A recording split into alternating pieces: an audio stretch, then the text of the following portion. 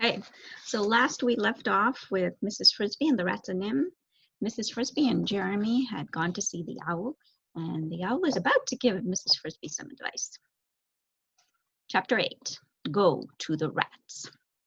Mrs. Frisby began nervously, trying to arrange her thoughts. It is my youngest son, Timothy. He is sick, too sick to leave his bed, and move-in day is only 5 days away. Wait, said the owl. Moving from where? Moving to where? From the garden patch where we're living to the edge of the pasture by the stream. Which garden? It had not occurred to Mrs. Frisby until now that a bird flying freely over miles of countryside would look down on many gardens. It belongs to Mr. Fitzgibbon. The one with the large stone? Yes, my house is near the stone. What makes you so sure moving day will come in 5 days? Mrs. Frisby told him about the tractor and what Mr. Fitzgibbon had said, 5 days until plowing. Of course, she said it might turn cold again and freeze or even snow. No, said the owl, sounding quite sure. It will not. The wild onions are already up in the pastures.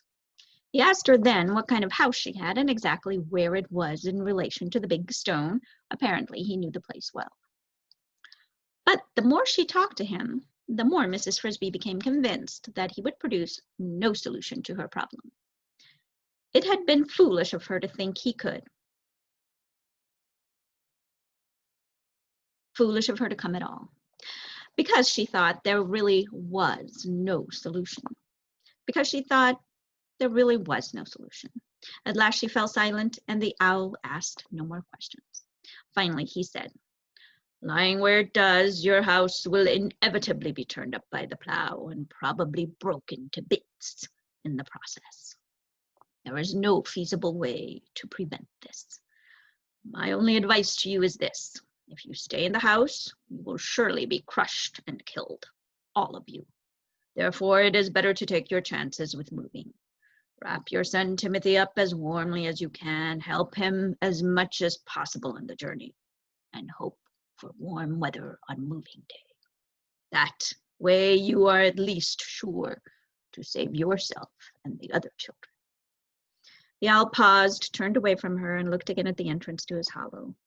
The patch of light, it admitted, was growing steadily dimmer. And now, if you will excuse me, the night is falling, and I have no more time to spare. I regret that I cannot give you a more satisfactory solution to your problem. Good night, Mrs. He paused.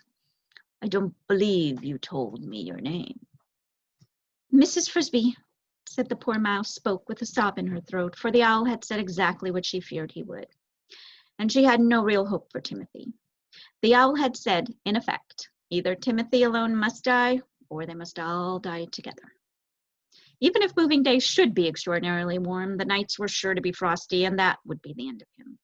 Still, one must be polite, and she added sadly, I thank you, sir, for listening to me. But at the mention of her name, an extraordinary change had come over the owl. He turned back to face her and stared at her most intently. Indeed, he gave an agitated flutter of his wings and half flew, half hopped closer to her, bending forward until his great sharp beak was only a few inches from her face. Mrs. Frisby shrank back in fear. What had she done wrong? Did you say Mrs. Frisby? Yes, you asked my name. Related to Jonathan Frisby? Yes, he was my husband. He died last summer. He was Timothy's father. But how do you know about him?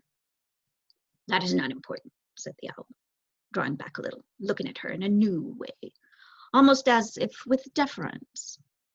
I will say this. His name was not unknown in these woods. And if you are his widow, that puts matters in a different light. Something in the way he said this caused Mrs. Frisby's hope to lift a little. What do you mean? She asked. I mean, madame, that there is a way that your son's life might just possibly be saved. I did not mention it to you because I saw no way you could conceivably do it, and I did not want to arouse false hope. But if you are Jonathan Frisby's widow, then perhaps it can be done. I don't understand at all, said Mrs. Frisby. What is this thing? It is not a thing that I can do myself. You must go to the rats." "To the rats? But I don't know any rats. They have nothing to do with me." "I don't doubt that. They have little to do with anyone except themselves, and will have less as time goes on. Nonetheless, I think they will help you, and if they will, they can." "But what can they do?" "They must move your house to a place where it will be safe from the plow." Now Mrs. Frisby's spirits fell again, and she said almost bitterly, "You are joking, sir. You are not serious.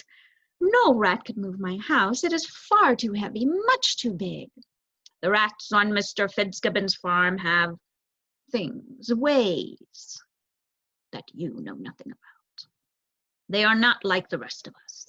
They are not, I think, even like most other rats. They work at night, in secret. Mrs. Frisby, do you know their main entrance?" "In the rose bush? Yes." "Go there. You will find a sentry guarding the door. His name is Justin. Tell him who you are and that you come at my request.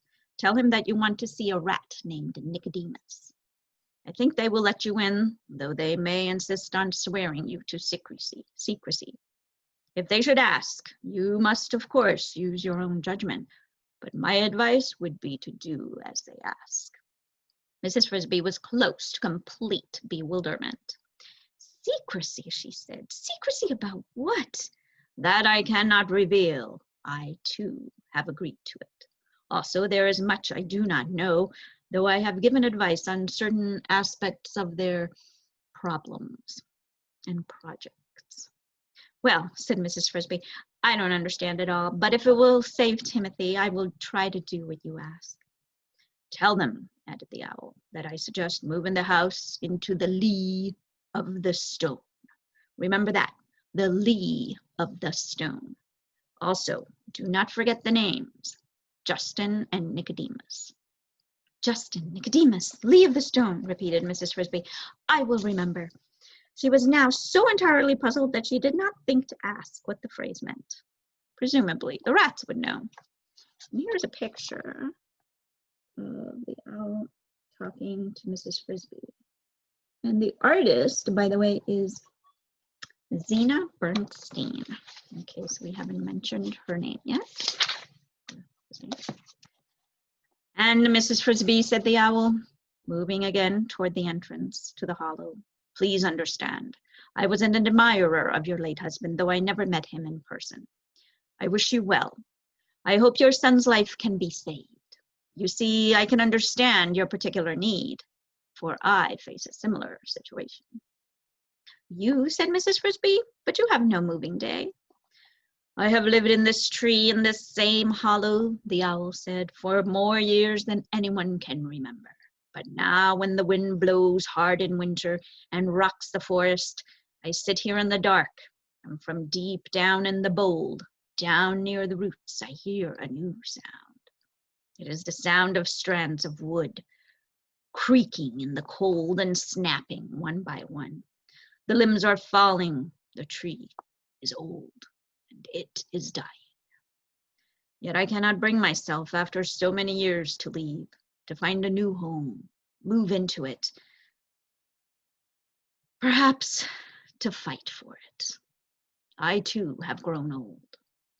One of these days, one of these years, the tree will fall, and when it does, if I am still alive, I will fall with it."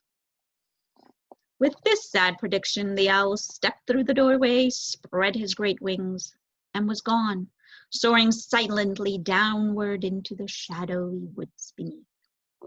Mrs. Frisby followed him out onto the limb. To her relief, Jeremy was still waiting where she had left him, though not very patiently.